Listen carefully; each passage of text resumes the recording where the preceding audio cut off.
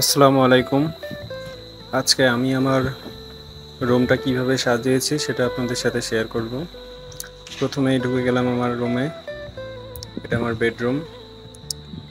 বাসাটা নতুন করা হয়েছে, তাই আসবাবপত্র অতটা এখনো গোছানো হয়নি। এটা হচ্ছে আমার বেড। বেডের কোণায় একটা ফুলের ভেসেল রাখা হয়েছে। পাশেই আমার গিটার আছে। আমি টুকটাক গান করতে পছন্দ করি, সো একটা গিটার ওখানে হ্যাং করে রেখেছি।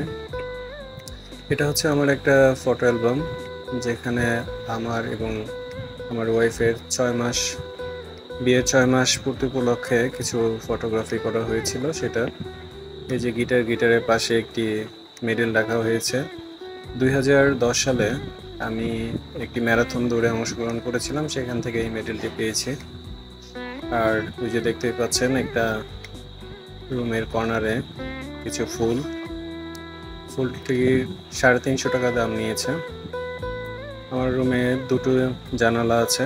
এটা হচ্ছে আমার একটা টেবিল এবং চেয়ার, যেখানে আমি অবসর সময়ে আমার পড়াশোনার কিছু অংশ ওখানে করার চেষ্টা করি। আমার কিছু লয়ের বুক ওখানে অ্যাড করা আছে। এটা হচ্ছে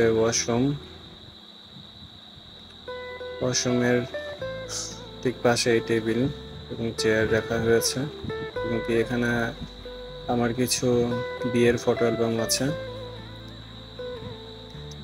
আমার সহধর্মিণী মাই প্রিন্সেস, আমি ওকে অনেক মিস করছি এই মুহূর্তে, যদিও সে এখন এখানে নেই।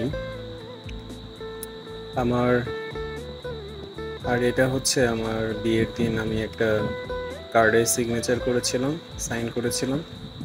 তো ওখানে ভাবনার এবং আমার সাইন করা সেই কার্ডটি রয়েছে ফটো ফ্রেমে, যেটা আমি আবদ্ধ করে রেখেছি।